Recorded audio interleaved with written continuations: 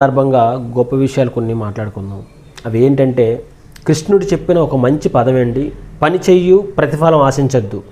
అంటే దానికి అర్థం, నువ్వు చేసే పని మీద ఎప్పుడైతే నీకు శ్రద్ధ, పట్టుదల, కమిట్మెంట్ ఇవన్నీ ఎప్పుడు ఉంటాయో అప్పుడు ఆటోమేటిక్గా దాని ప్రతిఫలం ఆటోమేటిక్గా వస్తుంది. అదే నువ్వు చేసే పని మీద శ్రద్ధ, కమిట్మెంటు, నమ్మకం లేకపోతే ఎటువంటి ఫలితం కూడా రాదు.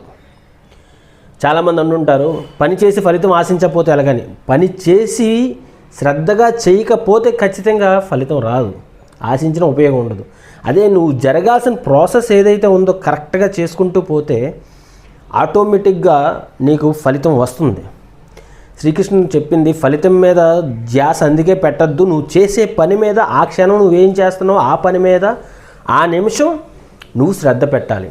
అలా శ్రద్ధ పెడితే నువ్వు చేయబోయే ఎటువంటి పని అయినా సరే సక్సెస్ అవుతుంది. శ్రీకృష్ణుడు చెప్పిన విషయం ఇదేనండి.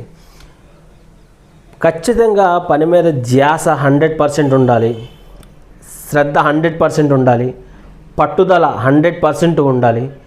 ఎట్టి పరిస్థితుల్లో సరే నేను ఇది సాధించి తీరుతానన్న నమ్మకం నీకు ఖచ్చితంగా ఉండాలి. ఇలా ఉన్న రోజు నువ్వు సక్సెస్ అవుతావు. నువ్వు సక్సెస్ అవ్వాలంటే నీ పని మీద శ్రద్ధ మాత్రమే ఉండాలి, అప్పుడు సక్సెస్ అవుతావు. Thank you.